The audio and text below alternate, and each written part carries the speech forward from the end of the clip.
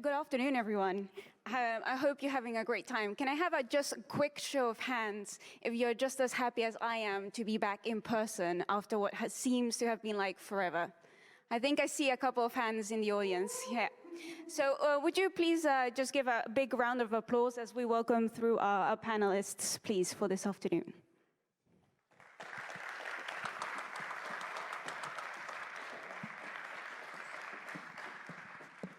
So just before I make an introduction as to our panelists, I would like to share with you a little bit about the format for the discussion. We will have the introductions, of course, followed by the main part of the discussion. But of course, a key and essential part of this will be the Q&A session. So we're relying on you to be ready for your questions towards the end.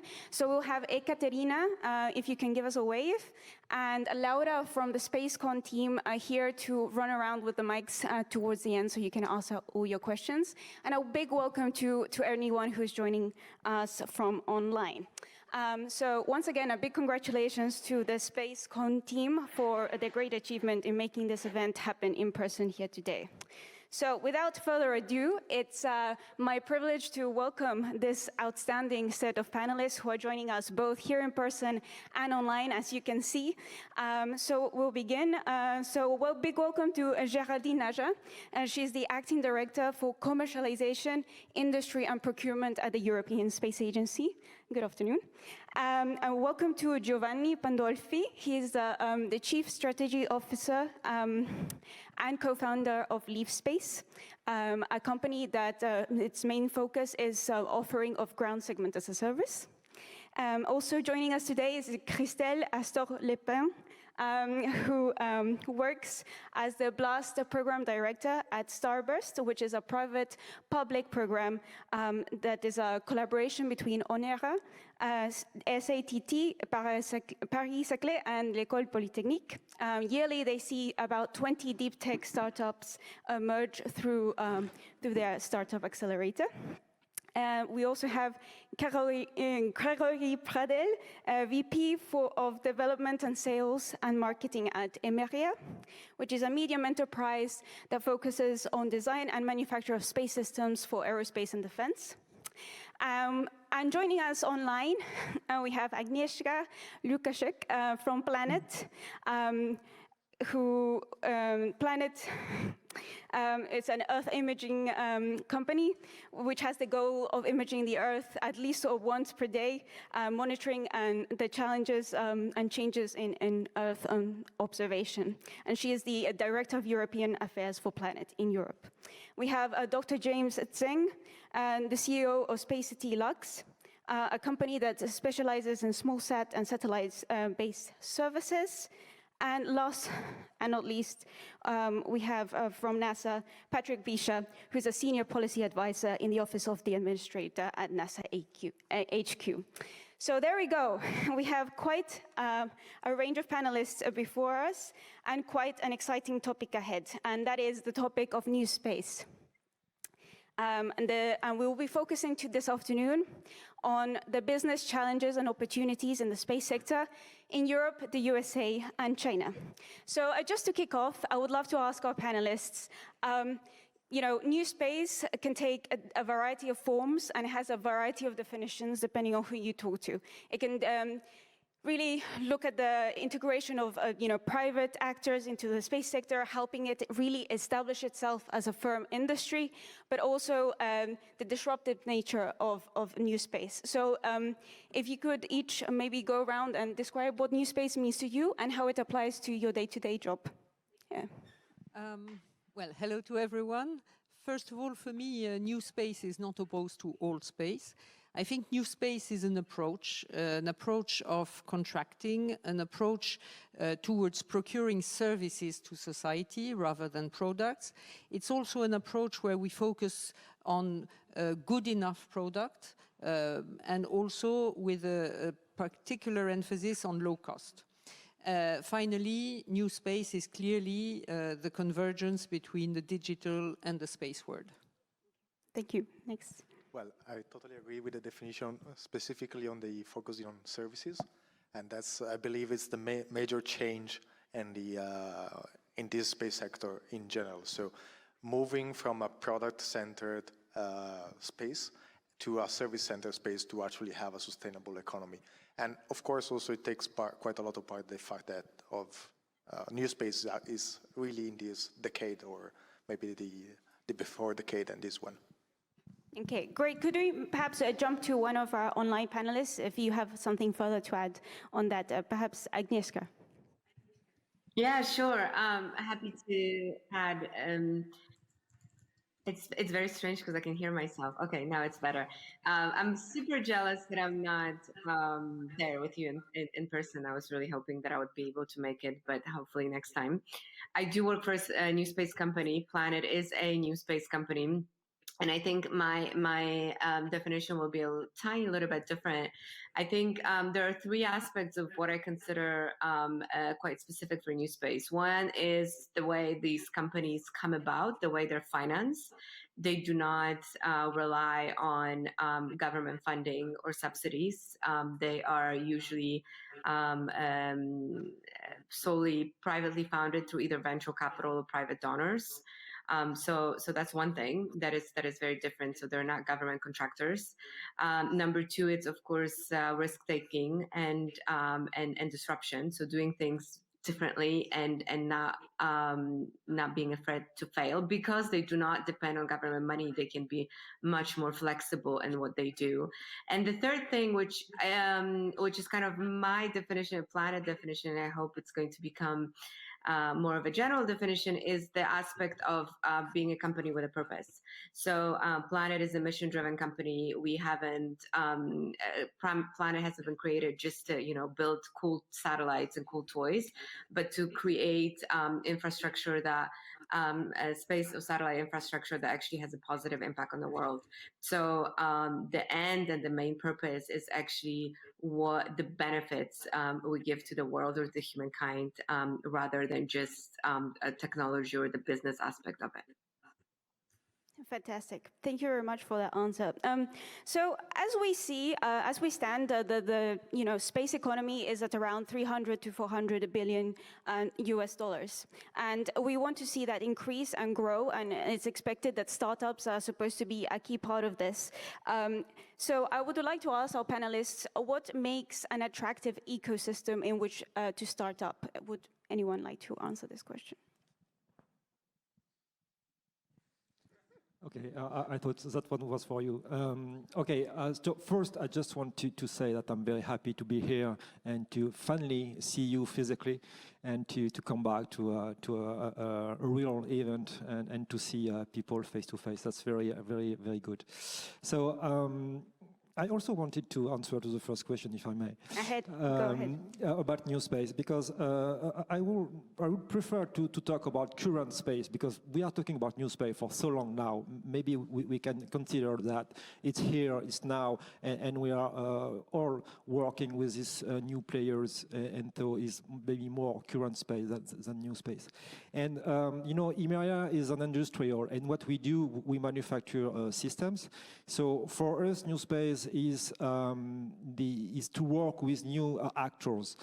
For customers, before we used to work with actors like agencies, like primes, and now we have to work with people more business-oriented. And you do not work with a startup or with a businessman than you work with Airbus or CNES or whatever. So the relation is totally different. So we have to adapt our process. And at the supplier level, the difference is also very big, because before we used to specify the system we need to integrate that in our satellites. And now what we do is we have a choice of products. So we can choose, we can compare performances, we can choose on a portfolio of products. So here also the relation is totally different. So NewSpace, I will say, is not first new, is today, is here, and is about the change of how you work with these new actors. And because I got the mic, just very shortly, how I answer to the second question is how you can make an ecosystem more attractive. I think is by having, of course, some projects. That's of course the need. But I think we also need new customers. What is not new, I think, today is that the main customers for everyone remain the government. The final one is still a governmental agency, a governmental actor. And what we need to be more attractive is to have new final customers, and we can discuss how to do that, but I think we need to improve more the B2B aspect of the space. Perfect. Thank you very much for those remarks. Christelle? Yes, so good morning, everybody. I'm very, very happy to be here too.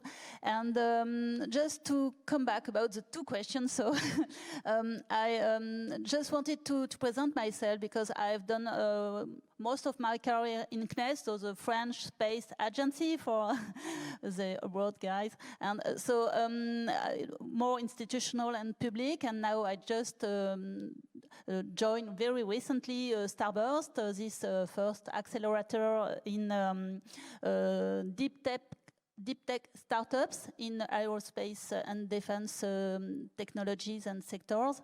And I will say, as it has been said, that this new space thing is really certainly the joining of the two worlds, this famous old space and the new one. But today we have to work together very strongly because we need the both. We need the new way of thinking, new way of acting like startups and a very speed manner.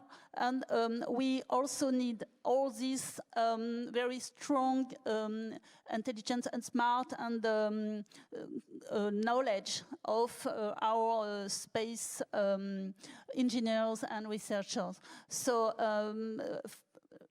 of course, we have to work together, and we need this new way of thinking, this new money also for business angel and investor, and also this public activities and contract. So I think it's both. Yeah, thank you for those remarks.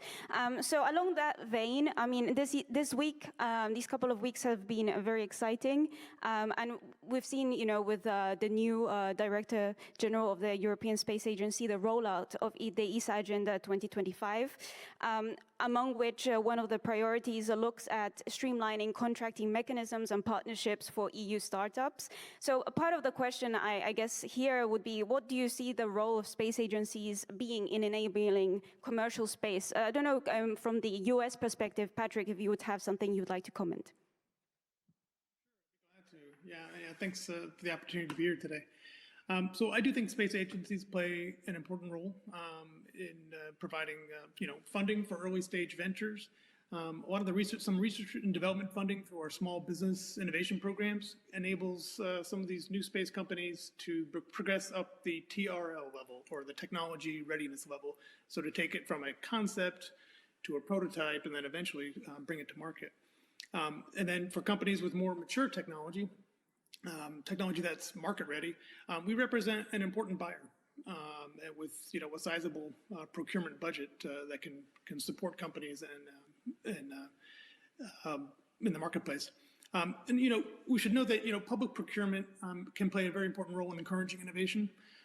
Investment in space technologies has been notable. For example, miniature cameras used on spacecraft eventually evolve into mobile phone cameras that we carry on in our pockets.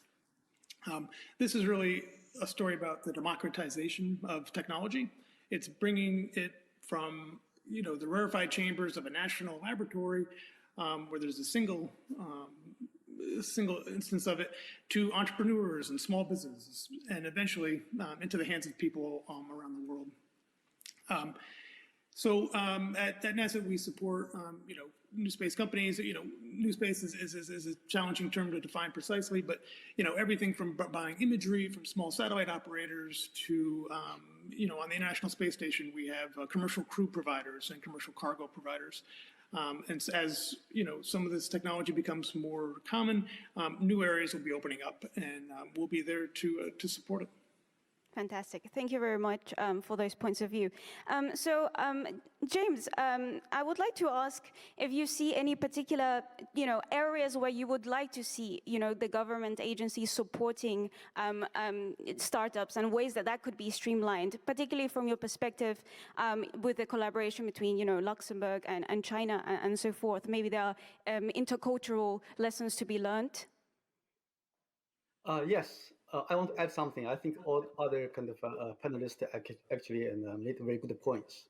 Okay, from our perspective, especially my personal experience, because I used to work at Canadian Space Agency. Okay, on the government side, I have seen a lot of programs and personally involved. But now I'm on the other side of the fence, is a kind of a new space company. Okay, and people were talking about what is new space, and to me, okay, new space really means we do things differently with new ways and even like new way of thinking. So that's very important. For example, like say in the past, we put a lot of emphasis on the reliability, on the lifetime of the space systems. It was important because it used to be a lot of like government programs. But now, and then even some companies say, we do not need that long because for our business model, we only need the satellites to be there for 3 years. That's a big change. So what that change has kind of like led to, and then we have to think about that. So that means we have to do things differently. From government point of view, from space agency's point of view, I think there's one thing, I would like to put some emphasis on that. That is a lot of new space companies, people actually, space is new to them. They did not have like much experience working on space systems or even really have good experience with space environment. So, but however, they have a good, ideas, and then a lot of ideas are very good. How can the government support them, and then to make their technologies and the devices and systems work in space? That's important. So you really have to provide a lot of flight opportunities, to these new space companies, so that they have a flight, opportunities, and then to gain experience, to gain space heritage. I think that's critical. And the ESA, I think, is kind of moving in the right direction, and also European Union by support that type of activities. So in my view, I think that's needed. That's the new space. New space is they improve by doing things, hands-on things. I think that's the same kind of a philosophy from SpaceX.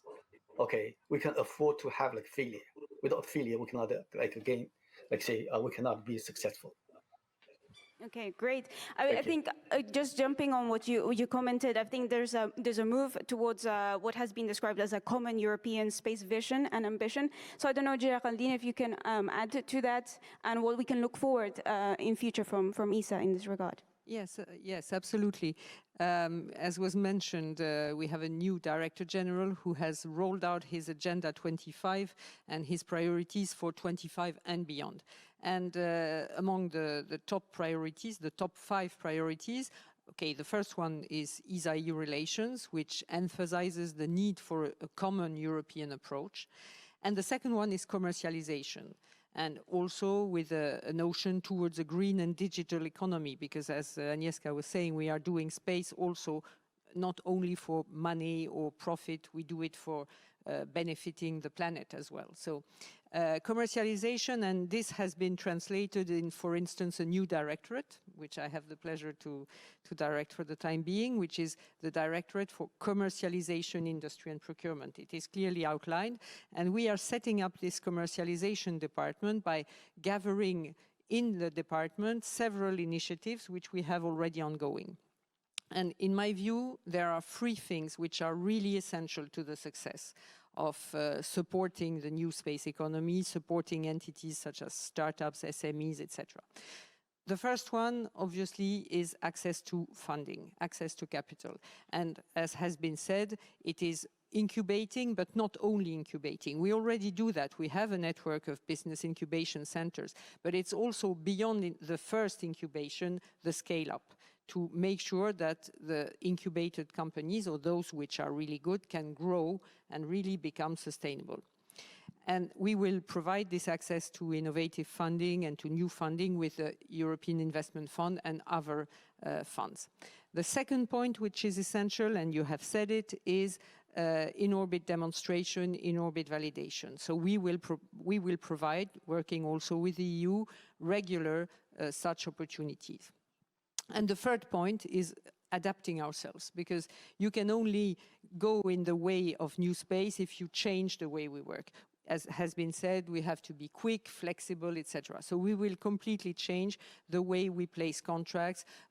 We will drastically diminish time to contract, and we will change the specifications, the way we do projects for the smaller projects. So these are the 3 avenues which we have embarked on. Okay, perfect. Thank you so much. So I know a number of people in the audience are probably thinking of great ideas for space startups. So I guess a question that many of us would have in our minds is what makes a good and promising idea? I don't know, Christelle, if from a startup accelerator perspective, you have any thoughts on that? Oh, yes.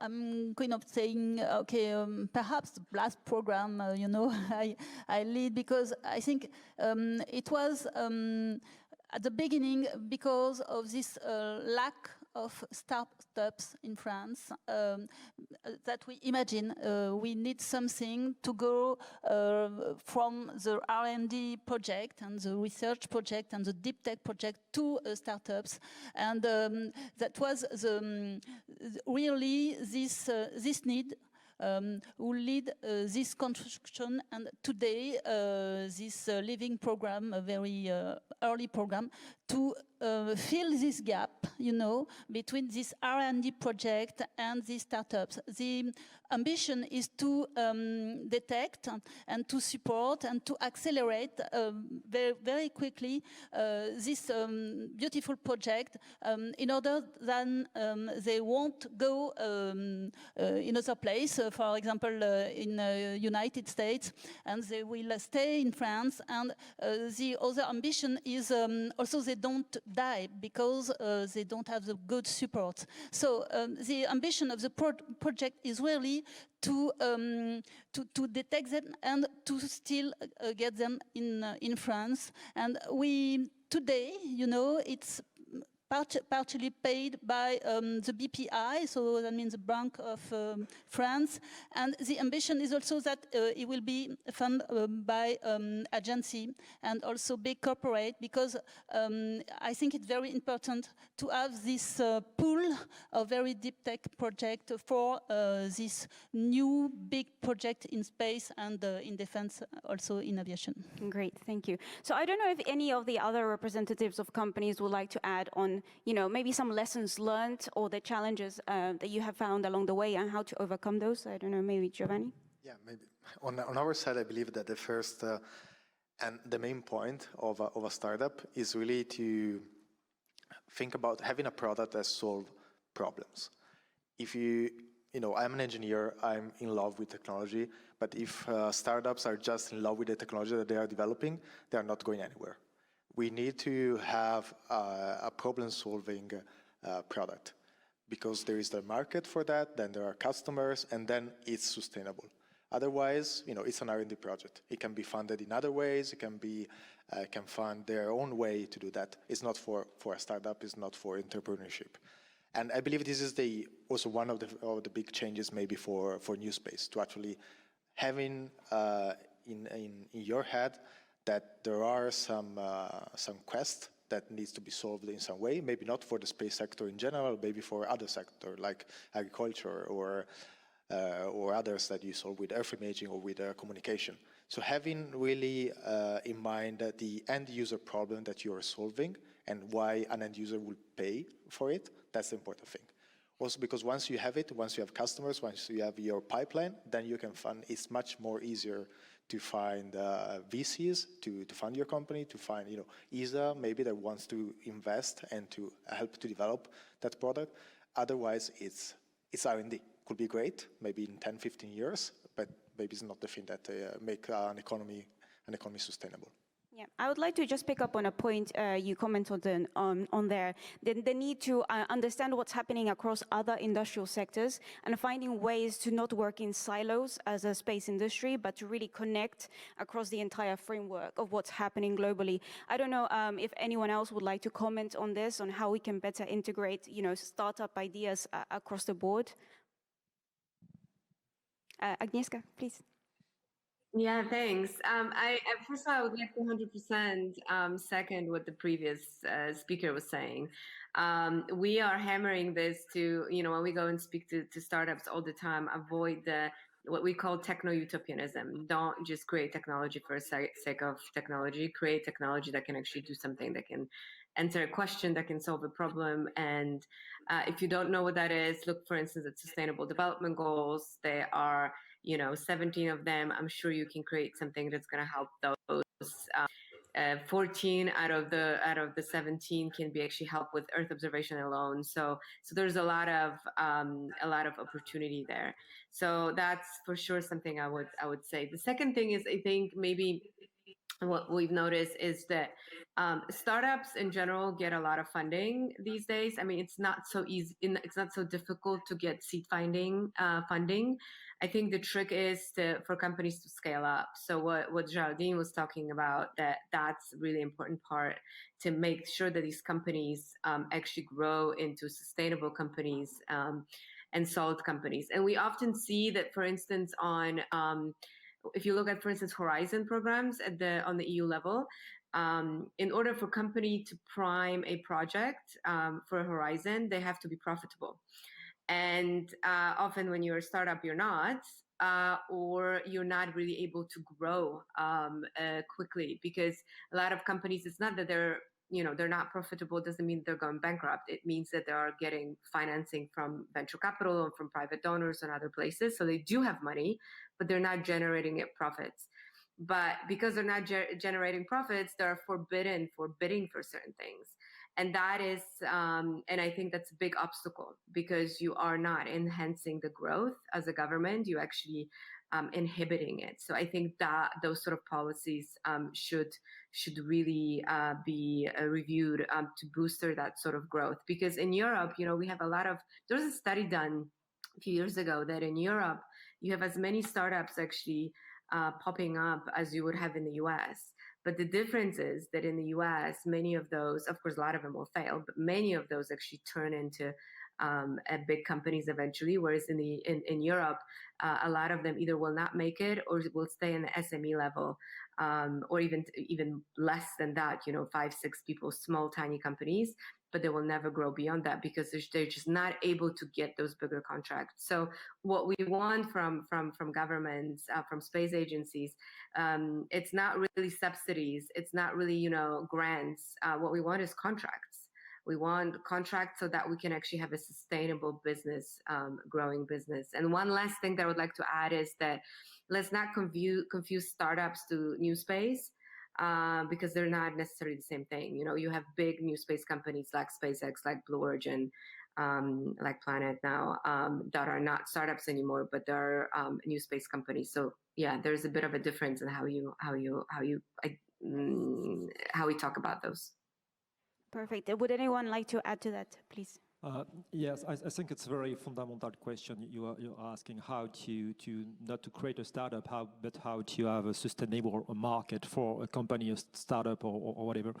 And I totally agree what has been said, contract and not grants, going to accumulating hours in space and etc. This is fundamental. But what we have to understand too is at the end there is one customer, I don't know, a farmer, a fisher, or whatever, citizen, and these customers, you will try to convince him to buy your proposal based on space technology. But these customers will be also have access to other kind of innovation with drones, with blockchain, with AI, or other technology that can solve the same problem for the same customer. And then what I want to highlight is that when we develop space technology, we are also in competition with other kind of technology. And we can maybe call them ground technology, okay?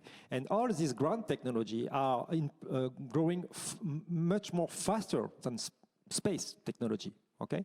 And then let's take, for example, the telecommunication. How do you want a SATCOM compete with Netflix? It's very hard, okay? Because you need time to develop a satellite, you need time to develop a technology based on space technology. And therefore, we need to go faster, much more faster, and we need to improve the value proposal based on space technology to win this competition with the ground technology. And how to accelerate this, as we said, contract and not grants, going more often to space to accumulate hours in space and to improve our technology. But I think we need also something that maybe it's for the European Commission or ESA, is to encourage traditional customers, traditional economy, to use space data. And I'm not talking about giving for free access to the data like with Copernicus. I'm talking about providing like financial advantages to those who are okay to use space data, or providing a priority access for a while to those who are ready to use space data. But we really need to encourage the final customers to integrate data coming from space in their own business in order for us, for all the space ecosystem, to win this competition with other innovation, because we are dealing with this competition. Yeah, indeed. Giovanni? Yeah, if I can comment and also take the ball from here.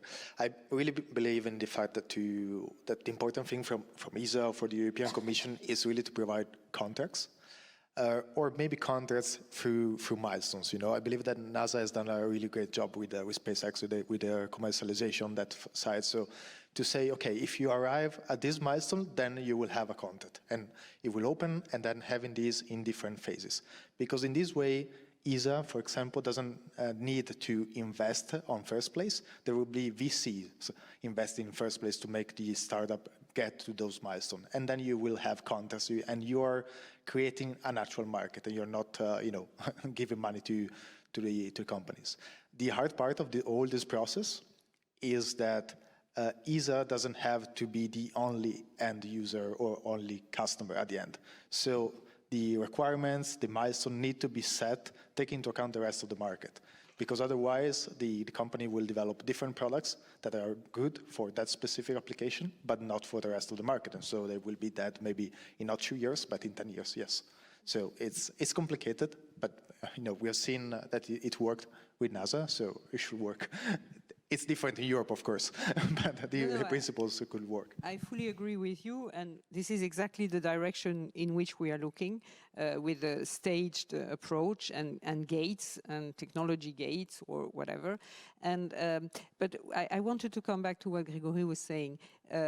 Sometimes space is not in competition with the ground means. Sometimes space is complementing the ground means, and I think for SATCOMs it's usually the case, because you cannot fight, of course, against fiber or ground networks, but you can complement it. There are areas in Europe which are so-called white areas where you don't have the ground network. So I think you can also look at it in that way, that you create, let's say, a system which relies on, for a small part maybe, but an irreplaceable part on space means. But okay, sometimes space is competing, I agree. But this is exactly the approach which we are looking at. And by the way, I'll be happy to continue discussing on that, because we are setting it up now. So now is the time to think. Fantastic. So I think if we can summarize it, there are a couple of multifold challenges emerging. So like the direct access to contracts on one level, which is, in a sense, I would say a cultural element, changing the mind shift, particularly from a European perspective, but also in terms of the general overall culture there is towards risk-taking and startups. And so I was wondering, Patrick, if you could share any perspectives from the US, where we see a much more vibrant ecosystem, and sort of what elements have been in place that have NASA has supported to enable this to happen. Yeah, sure. Yeah, and actually, I kind of echo some of what the other panelists that we're just talking about. One of the central challenges is how do we encourage this type of early stage risk? Provide R&D funding for lower TRL level technologies. NASA and the government has a very important role there. We're willing to take a risk. We're willing to see some failures. It's R&D. There's going to be some failures. But as the technology kind of proves itself out a bit more, and it gets to be a bit more mature, there's really a gap right there. It's not quite market ready, but some of the R&D work has been done. So would it be venture capital that could step in? Is there some other financing option that can step in? It's still very risky at that point because it hasn't been market proven. So it's a real question. Where could a contract come from? Who takes on that risk at that point? It's a challenge. It's a challenge in the U.S. of course. A lot of very successful companies have been able to surmount that gap and continue on into a commercial success. There's almost like we need something like we have a technology readiness level, but we also need something like an economic readiness level where how we can assess how ready is a company, do they have the ability to take it to market, will they be able to sustain for a couple of years, something that can help remove some of the uncertainty and some of the risks, so other investors and other customers can step in. This is an important topic. Thank you. Would anyone else like to further comment? In that case, I think another area to touch on is the communication aspect, really making the case for space in the sense that so that other broader terrestrial industries really understand the value added that space can bring to the broader economy and also in government. So in Europe, for example, we see risk-taking is almost sometimes penalized with the way insolvency is treated. If a company starts up and something goes wrong or maybe bankruptcy isn't as attractive in Europe versus in other regions of the world.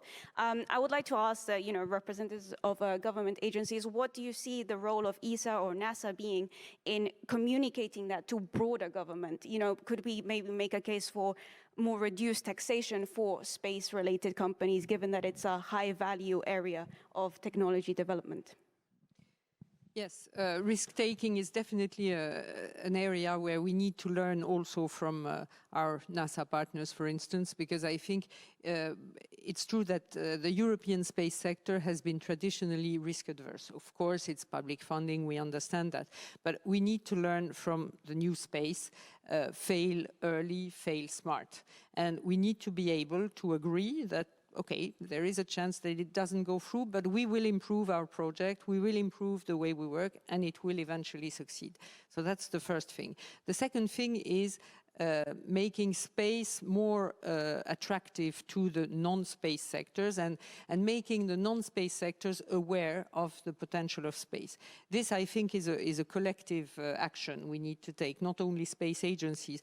I think it is very good at European level that the European Union has understood the significance of space and the strategic importance of space. And you can see that the new EU Commissioner is really let's say, advocating and promoting space as a way to the green transition, the digital transition, etc. So this is, as I say, it's a collective action to make all these sectors, I don't know, energy, health, research, you name it, understand. And by the way, I would add that unfortunately, the pandemic that the world has known in the last year has proven and has emphasized the need for connectivity. And as we were saying, for connectivity, for mobility, space is irreplaceable. It might not be the only way, but there are things that can only be done with space. Mm-hmm. Okay.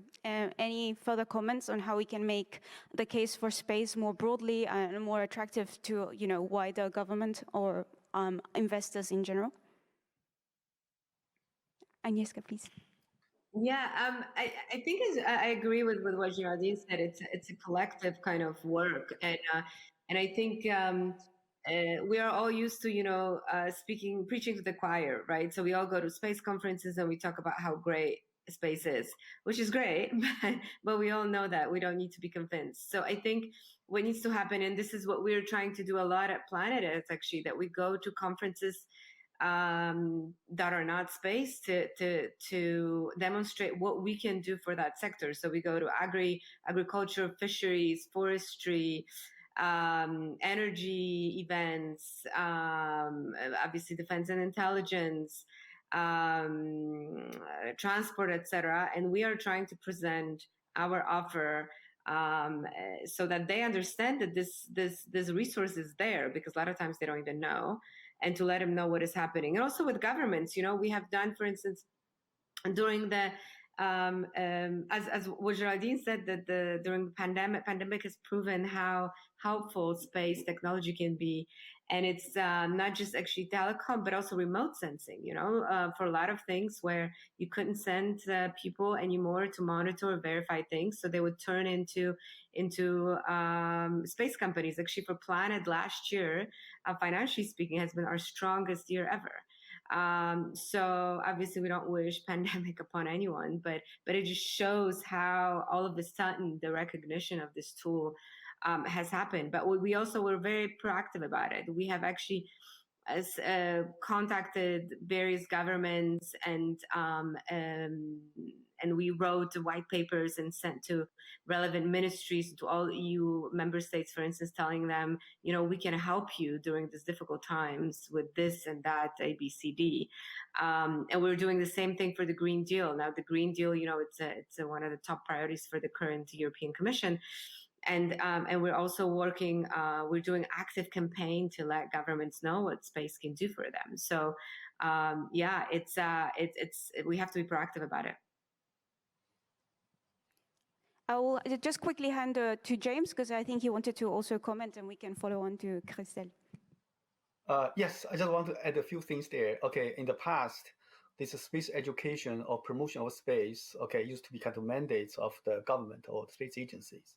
So each space agency, they have some programs for that.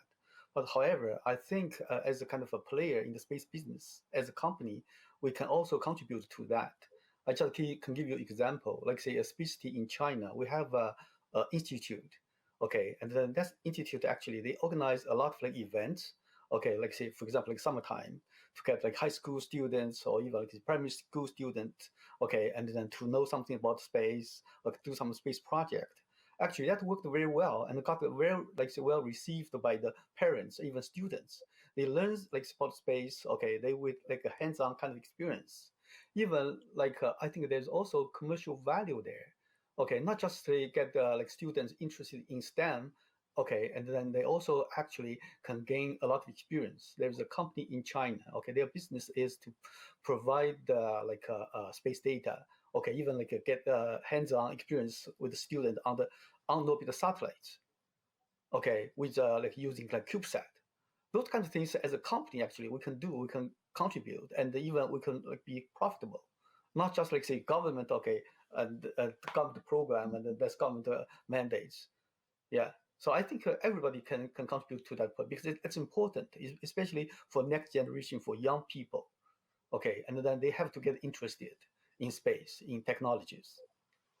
Thank you very much. I think many in the audience fully resonate with that point, and the idea that there is commercial value in communication, and that we don't, there's no age limit or barrier to that. You can start very young from university to sort of make the case for space, help other people understand the value of the technologies that we all space geeks just love. So, Christelle? Yes, exactly. Just to come back a little bit about these communication things, and I just wanted to add that in fact, we are today in a momentum about space, and we are, of course, with all the SpaceX work, which is amazing, but also in France, for example, with Thomas Pesquet, which is very famous and very popular. And so we have to notice that today we are certainly more investor, which was not interested before in space, but today they're keen to invest in space. And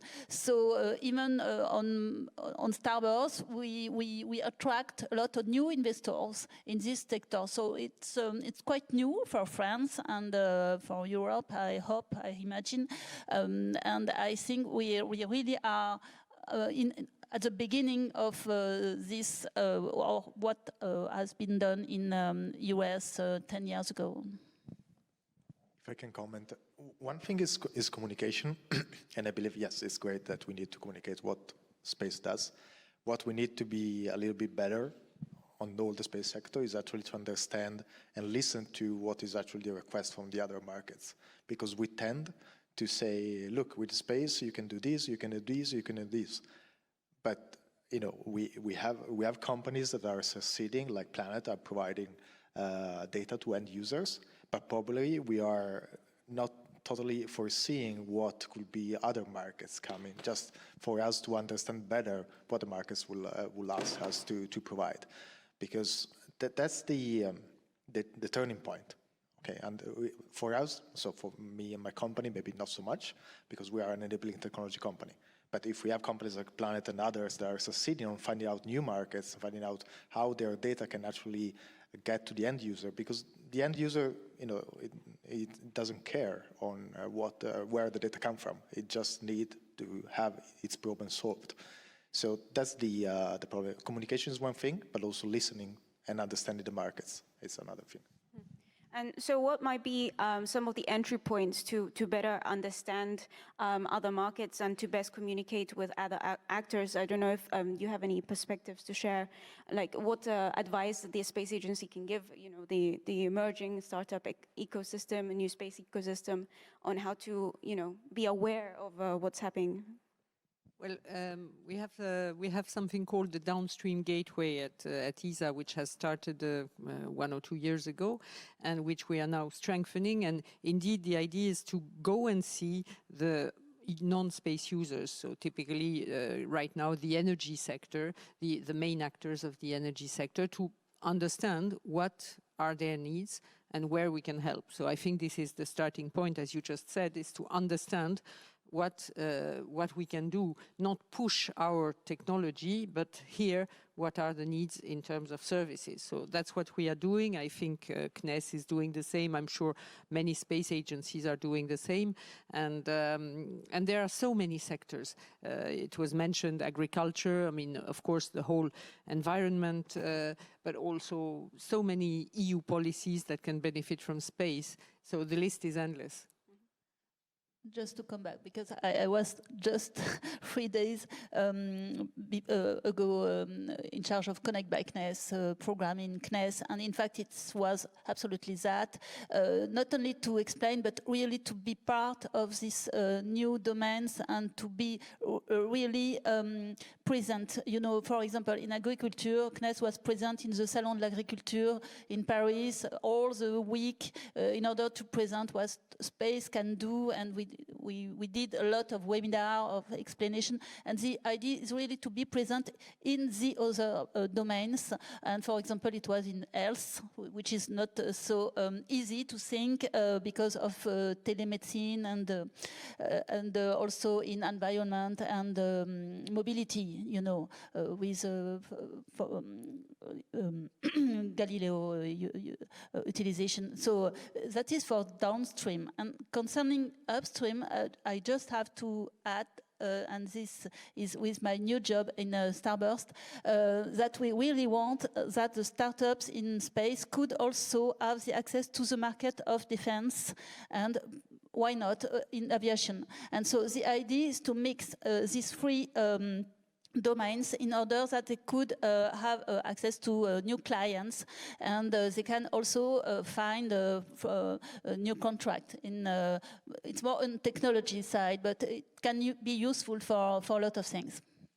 And would anyone like to add on the ways we can best support perhaps more so the upstream, given that the downstream has, you know, your immediate links perhaps with other industries, but the upstream has inherent challenges in the sense of developing the new technologies?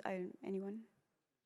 Maybe I can add something, is to develop. So, okay, we are talking about transformation. So when you want to transform something, you need entrepreneurs, you need explorers. So we need startups, and is what Philippe Baptiste said today, and I totally agree with him. We need more and more startups, because these startups will found the way to make this bridge between space and the market. And I think maybe there is one thing we can do for them is, I'm talking about the public agencies, to be the first customer. And we need the public agencies. I'm not talking about space agencies. I'm talking about, the agency for water or for forest or whatever. And we need this public agency to be the first customers of the startups in order first to illustrate the value proposal of the startup, and then to provide them with a contract. And with this contract, this startup can leverage money, on the private sector. So we need startups, and the role of the public authorities at the moment is not anymore maybe to support technology. Of course, we need, but it's also to support startups with a first contract.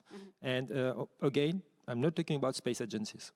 Okay, that's an interesting remark. I don't know from the NASA side if you have anything to comment in how we can encourage other more broader non-space agency government agencies to support and have an increased uptake of space technologies. Sure. Yeah. So one area where we really try to move beyond the space industry and some of our standard customers is on the International Space Station. So we have an organization called CASIS that runs the National Laboratory up there. And they do a lot of outreach to biotech companies and pharmaceutical companies to use the microgravity environment that exists on the space station to develop their drugs and things like that, advanced materials. So you're able to develop materials with very high clarity and very high fidelity in the microgravity environment. So there are a lot of areas that you may not, think that space would be useful, but it turns out it can be quite useful, and it has very unique properties. So that's how space can help other industries. What we also look at is how can other industries help us in space. And so when you think about something like, when we talk about our missions to the moon, to the lunar surface, there's in situ resource utilization. So how do we actually use the resources on the moon for our missions and things like that? Well, the mining industry may have some lessons. This is something that they've been working on for a very long time. They have very advanced R&D related to, how you can actually, separate different elements of the regolith and things like that. Electric automobile industry. Can we use some of the advances that are being made with electric cars right now and use them for vehicles on the surface of the moon? We've companies that are looking at that right now. And there are a lot of things that we used to make internally within NASA that we don't really need to make internally anymore. The technology has become more advanced in industry, like batteries, for example. They are, they're extremely well developed these days. So it's really we do a lot of outreach, but it goes both ways. Both looking at how space can help industry, but also how industry can help us in some kind of unusual or orthogonal ways. Yeah, I would like to complement with you mentioned metallurgy, and we have found a way also to make this link between space and non-space with something called the Grand Challenge, which is basically an inducement prize. So it's been funded by a metallurgy company called Metallysis, and they set up a prize. They wanted to find out a technology to make metallic alloys and to have a certain degree of purity and quality in these alloys. And of course, eventually for us, the interest is to make alloys from the regolith on the moon.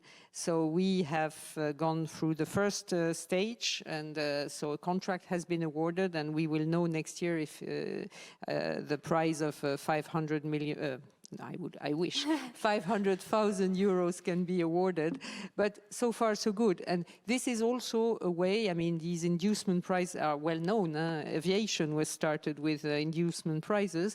Why not use this technique as well for bringing space and non-space together? Perfect. So I'm just going to change tack a little bit and touch on the aspect of international collaboration. So we discussed a little bit how there are different cultures towards starting up, in Europe versus the US and also along with China. And often when we talk about international collaboration, the success stories seem to be mostly focused on the big space missions and the big ambitions thereof. But I am sure there is a lot that can be learned from international collaboration in NewSpace. So I don't know if you have any experiences to share in this regard of how that has been helpful to you and your companies, or any success stories you have seen yourselves. I go. So on our case, it's all our market is international. So we have one customer in Italy. All the others are mainly from Europe, but most US and Asia Pacific. So maybe it's not really in the terms of collaboration, it's an international market. But this is because space is an international market. You cannot stop, well, if you have a GEO, yes, but you cannot stop a LEO satellite to walk around the orbit. So, and also this gives you a little bit of overview on different international space agencies, for example, and how they work or how they fund your customers in our cases. So it's, and culturally, you see a lot of difference, a lot of different push from one side to the other. But, it's space, and it's space, if you need to start internationally, otherwise it's, you're just focusing on a part of the market. Mm-hmm. Yes, just I really have to say that, for example, for Starburst, which is born in 2012 in France, with this idea of merging consulting of strategy in space and aeronautic domains, and knowledge of startups and how to accelerate them. And I have to say that in this time it was not so easy to develop this startups accelerator in France. And so the founder, which is François Chopard, went in the US, and he created an agency there in Los Angeles, and he learned a lot.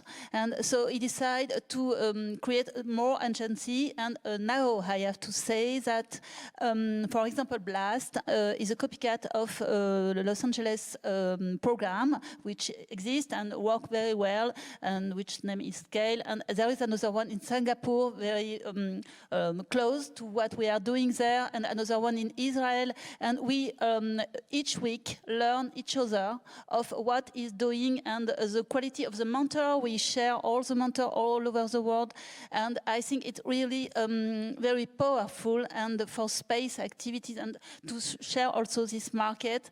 It's an example, and I think it's a good one. Mm-hmm. Great.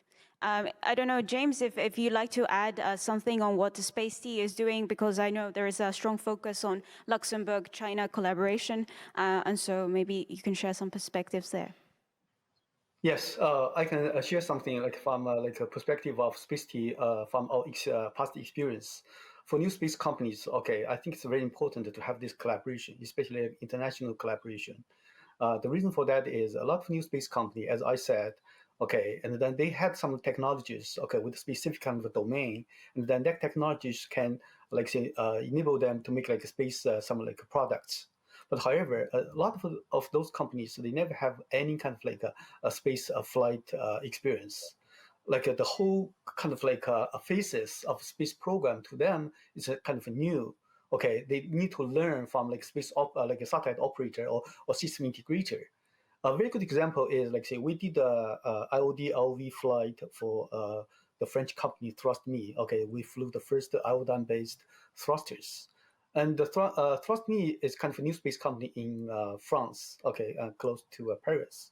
They never have any experience of space flight. And working with them, we work like a team, and they learned a lot of a system integration, and launch. And then most important thing is in-orbit operations. And then we work just like a team. And then, of course, and we also learn from them is how the propulsion system, electrical propulsion system works in space. It's also new to us. and then we use that kind of for our kind of a new generation of satellites. And also we have been approached by many kind of new space companies. Okay, they really want to learn or gain experience of space flights, and then working with them, and that will give them that opportunities. So I think that international collaboration is important. Is there any other comment anyone would like to add on experience of international? Yeah, Agnieszka, please. Yeah, I'm glad we're talking about it, because I think, international cooperation is everything in space. It would be silly not to do that, right? When every time you hear astronaut talking about his space flight, they always talk about this blue dot that they see, and that's the home, right? Like it's the planet Earth, not really taking into consideration the borders. Space by its nature has a global impact, and I think that's how we should think about it. So absolutely. I mean, at Planet, we are the three co-founders are British, American, and Australian. We have our headquarters in San Francisco and European headquarters in Berlin. Contributing mission to Copernicus, third-party mission at ESA. But doing activities in Latin America, US, Asia, Africa, and working with partners really globally. And like it was said before, we all learn from each other, and we all are making our offer our products better. And so yeah, I think this is the beauty of space, that kind of international collaboration is a must, and I think many of us really enjoy that a lot. Great. Any further comment? No. Now that we've kind of discussed the present challenges and opportunities in the sector, we've touched on the downstream, the upstream, and really, I think, showcased how vibrant the space sector is as a whole, and that I think maybe some of the challenges is that there is no one-size-fits-all solution, because the very nature of the companies can be so distinct depending on what market they are addressing. I would like us to focus a little bit on the future, and maybe your wishes for what you would like to see going forward in our space ecosystem, either locally here in Europe or beyond. Any takers? Well, I would like to see the space economy develop further. Now we have seen what space can bring to Earth. I think we are watching now a lunar space economy developing also, and we see that there is a kind of new race to the moon, but I think there is always international competition, let's not fool ourselves, but there is also a different approach with the will to do more perhaps commercial activities and a mix of science, technology. It was mentioned the use of space resources, etc. So I do wish to see that expansion beyond just our planet to the greatest solar system, and starting obviously with the moon and then Mars and asteroids. So this is what I wish. Great, that's a fantastic vision. Any additions? So perhaps a wish, some unicorns in Europe in space. Great. Anyone else? Well, in that case, I think we might be sort of ready for audience questions. I'm sure there are lots of ideas and thoughts emerging here amongst the audience. So Ekaterina will be ready with her mic. So if you could kindly just raise your hand, and she will make her way across to you so we can follow up with the questions.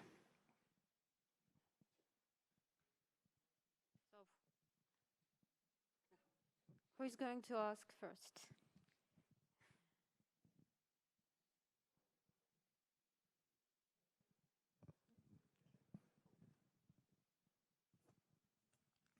Hello, Michel Condé from Planet Chance. I have one question. You speak about the NewSpace, the link between more fiability and doing something faster.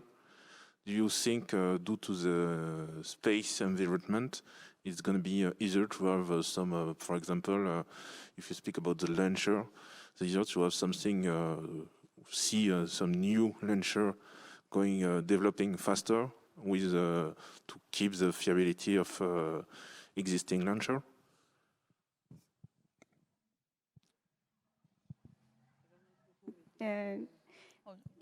Giovanni? If I can try. Well, maybe it's not just a thing of NewSpace. If we look a little bit on the history, the Pegasus launcher was developed in 2.5 years. So maybe it's not just NewSpace, it's really processes and customers and that thing. So, we are keen to say that NewSpace is fast. I will not say that is always the case. In some cases, it's not so fast, or at least it's not so fast to get to a sustainable level.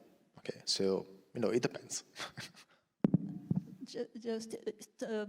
You're right. It's not totally a question of speed, but more a question of manner. You mentioned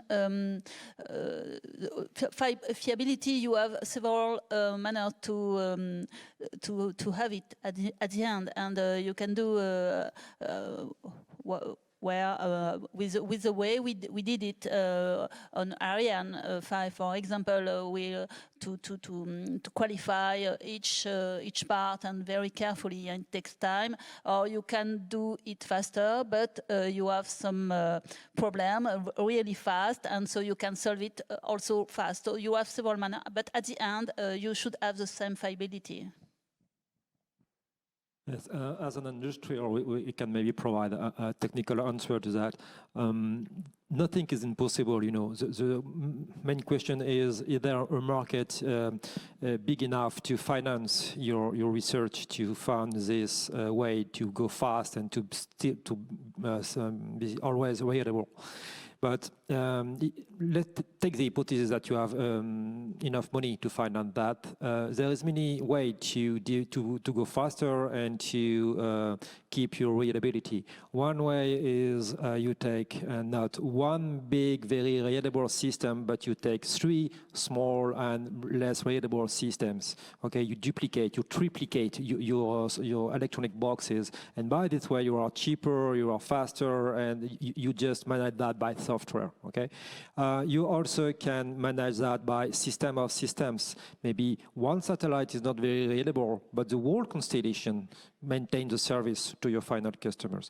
There are many ways to maintain the reliability to the final customers, but you need R&D, you need research, you need to finance that. And the difficulty here I see in the industry is how we can find enough traction on the market to finance this research. So in US, I understand that the ecosystem is dynamic enough to find these solutions. In Europe, it's less the case. So we stay in, some traditional way to develop mechanical or systems. That's my way to your question. Do we have any comments from our panelists online at all on that? No. Okay. Please go ahead. All right, just very quickly. I pretty much would echo what the others said, but I think launchers is a very tricky business and it's a very expensive business. So as they said, it's not always the question of speed, but it's the question of money mostly. It's pretty obvious that most of the launch provider, it's not a really profitable business, right? They would not really be. They pretty much make losses every year, or if they don't, it's because they get a lot of money from governments. So it's a very kind of strategic and political decision to support launch endeavor. And I don't think that the time is here an obstacle. It's like I said, it's a tricky and expensive business. Next question. Do we have any other questions? I see a hand raised at the back right there. And if you have a panelist in mind in particular for your question, please do name them.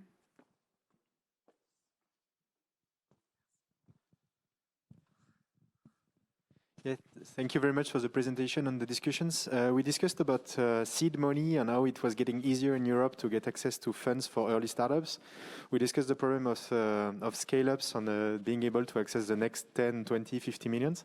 But I would like to talk about exits. So it's important to have a sustainable entrepreneurship world, whether it is space or not space, that entrepreneurs can get rid of the startups to create a new one, or that companies get acquired. In the US, we are seeing a wave of those SPACs coming for companies that are getting into the financial markets. Is it something we envision in Europe? Is it something we want to do? Or are we anticipating something to allow all those new space companies that are present here to be able to exit in 5, 10, 20 years? I'd like your thought about that, maybe from an institutional perspective first, but I don't know if anyone else has an opinion on that. Thank you. Well, what I can reply is that those SPACs indeed are starting to be seen in the space business, that there are already some examples, including in Europe. At ESA, so far, we have not, I mean, it's not, we are not that far advanced that we are looking at that, but certainly as we enter the world of finance and working with financial organizations and so on, we will come to that. But so far, no, I would say at ESA, we have not yet looked at that. We see that it happens. We don't take part for the time being. Perhaps from NASA's perspective, if you have any comments on what might be some keys to unlock that happening in our ecosystem here in Europe, based on what your perceptions are of what's happening in the US? Yeah, it's hard to say. It's actually it's hard to say exactly how the phenomenon of SPACs will play out. You know, on the one hand, it can be quite beneficial. There seems like a lot of money being invested. There are a lot of companies that are kind of joining under the umbrella of SPAC. So I think we have to see how it plays out. We're kind of watching it like most everyone else. It's an interesting financing vehicle. Yeah. The question is very interesting and important, because imagine you create a startup, or you are an investor and you want to put money in the startup. Of course, you think how you can exit one day. And what I observe in France, I don't know how is it in Europe, but what I observe in France is that either we got very small companies, okay, startup, SMEs, or big one. And in the middle, there are not companies able to acquire small companies. You know, we have maybe that in Germany. I don't know. Maybe you can confirm. I don't know. But I mean, what we need is companies ready to make M&A with startups in France. We do not have that. So for an investor, it is okay. What is the exit for myself? It's not very easy. In US, I understand. Maybe you can confirm too that there are a lot of M&As between startups and large company or middle-sized company. But I think in France it's not the case. I don't know how is it in Europe. Maybe you have an idea about that. In Italy, for instance. Yeah, I believe it's the same. So not so much of that. Maybe the big companies also, they are not looking to M&As at so, let me say, low level of startups, but they maybe acquire medium enterprises or something like that. On the SPACs thing, you know, we have seen a lot of push from the American market, but because the trade market is totally a different thing than what we have in Europe. Even though in the last couple of weeks we have 2 examples in Europe, so Seraphim and now Astorg. So we'll see how it goes. I will say that we cannot expect that all the SPACs will be successful, of course. So there will be someone that will not succeed, and some others that will be acquired in some other ways. But I believe it's always a good step of seeing new things, new ways of financing, new ways of exit, and maybe we'll open up a new kind of doing business in space. So, but of course, it's the first example. We need to see how it goes. Okay, so do we have any further questions? I see hand raised on the other side.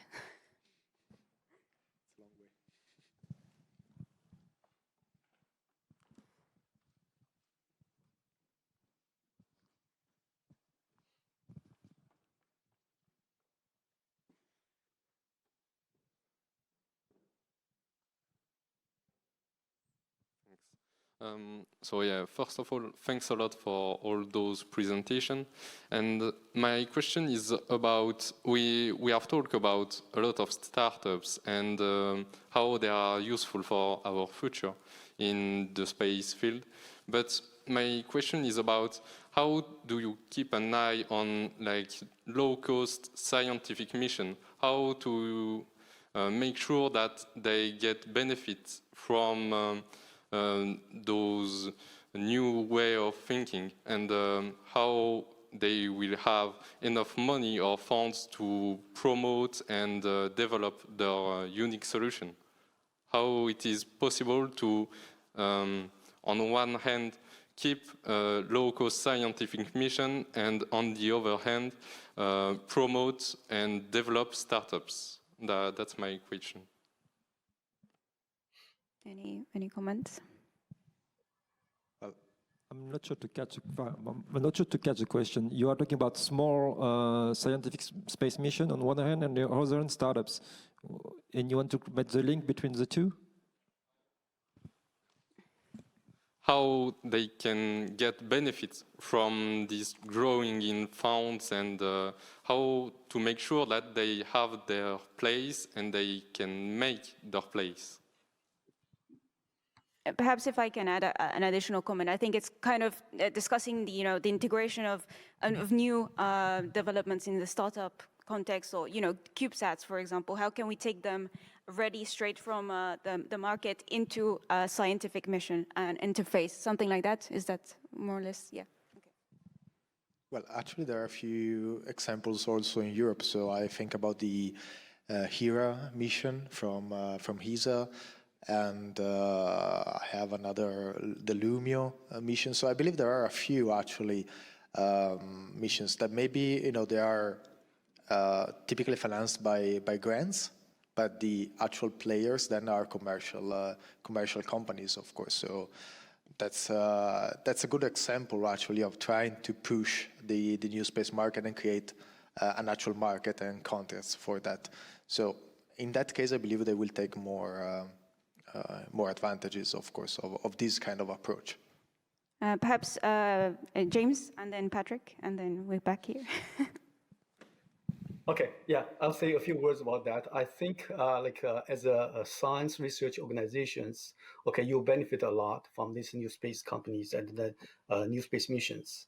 The reason for that is, for example, like say SpaceT, we have launched like 21 satellites over the last 5 years. And most of satellites are used for like in-orbit demonstration and also like science missions. And the reason for that is because the cost is low and it's very fast. You do not have to wait for like years to get the government missions to do your science in space. A very good example is we worked with a university in China called the Tsinghua University. Okay, and then they developed the payload, okay, to detect the so-called soft X-ray, okay, polarization in space.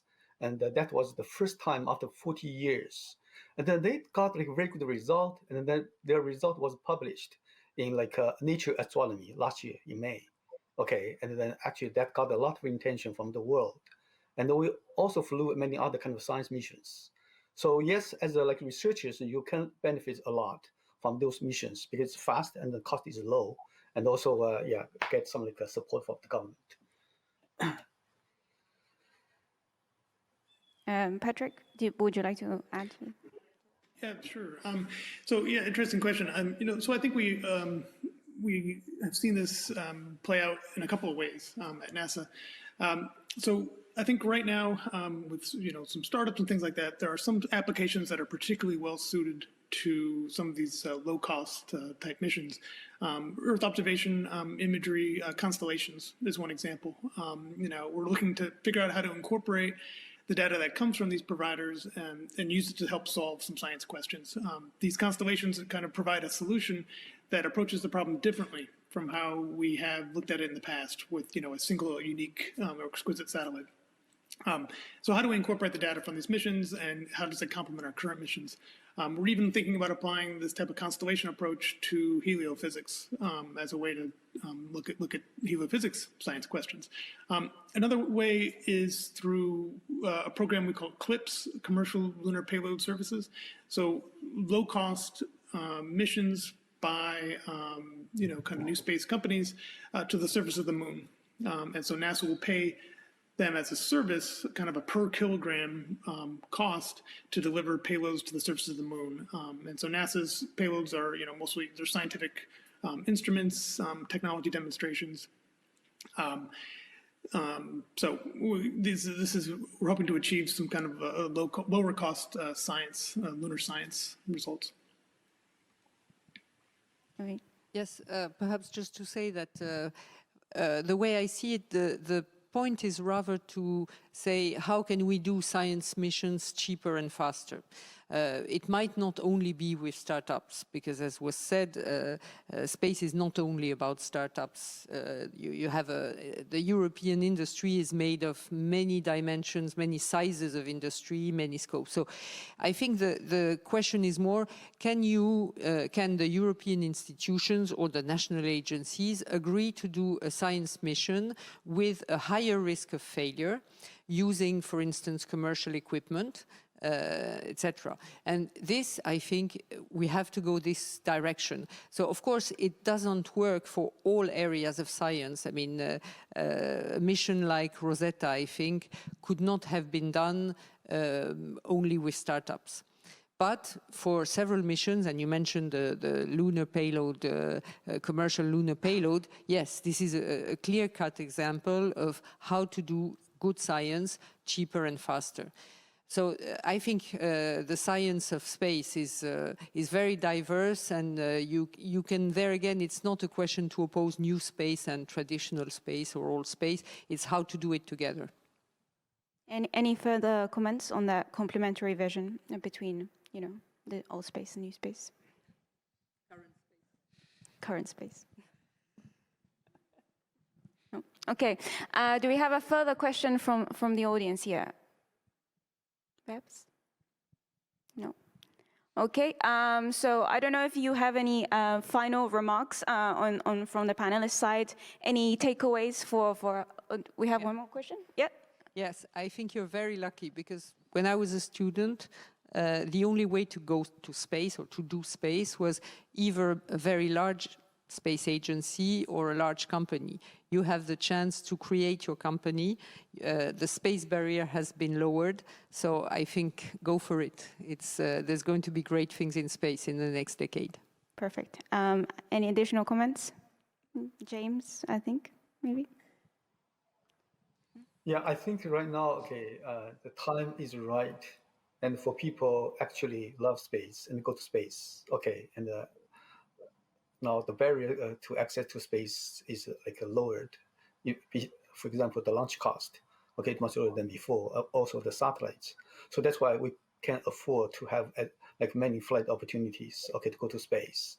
So that's why even when you look at the so-called new space companies, you can see a lot of technologies and way of doing things. Actually, they were bought from other industry sectors or technologies, not originated from space. I think it's a very good thing. So in the future, I see new space company or space company will have kind of a new era to grow. And then you can see a lot of applications that will be enabled by AI technologies or machine learning. And then you see a lot of data from space with, very low cost. Any further comments on? Just to share the same conclusion that we are really, to my opinion, living in a very exciting moment. We have two challenges. I think the first is develop the commercial application based on space technology, and I think we will have a lot of startups wanted to take the challenge. So it's a very exciting moment to see these new actors, these new approaches, this innovation, etc. And the second challenge is Europe. When you look at what is going in US, in China, they are doing a lot of great things, going to Mars, going to the moon, and I'm sure that Europe will want to have this world, and so I'm sure that in Europe we will see a lot of new ambition, and so that will be also an exciting challenge for all of us. So everything is here for all of us to have great moments in the coming years, I think. Yes, perhaps just to add something for what has been saying, I think today we have the right to be really ambitious, and it's perhaps quite new with these startups and all has been done. So just one advice: be ambitious as possible to dream and to have this vision and to go in it. Any further comments for our audience here, perhaps who are maybe thinking of starting up or venturing into new space and just need sort of maybe a push of encouragement to head in that direction? Agnieszka? Yes. First of all, thank you again for the invitation. I'm very happy to see the very good gender balance at this panel, which is not always obvious at space events. You know, we are all passionate individuals. I think everybody who works in the space sector is very passionate about that. So we're very, very lucky that we are able to be paid for what we love to do.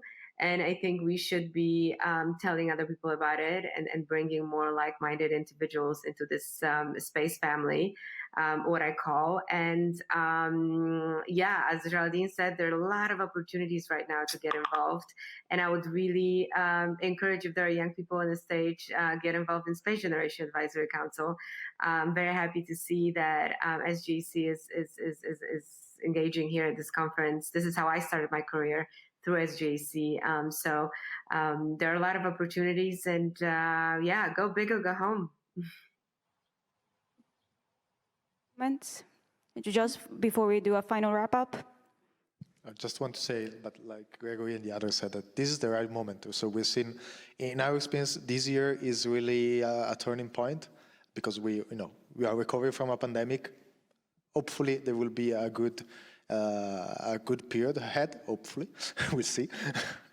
But yeah, that's the point. And then, we just need, you just need to try, fail maybe, and restart the day after. So that's the way that we need to do. Perfect. So on that note, I would like to thank all our panelists for their very diverse and interesting and enriching perspectives, and to you, the audience, for keeping us, focused on this conversation even late in this afternoon after a long day. So thank you very much for attending, and yeah, good afternoon, rest of the evening. Thank you. Thank you.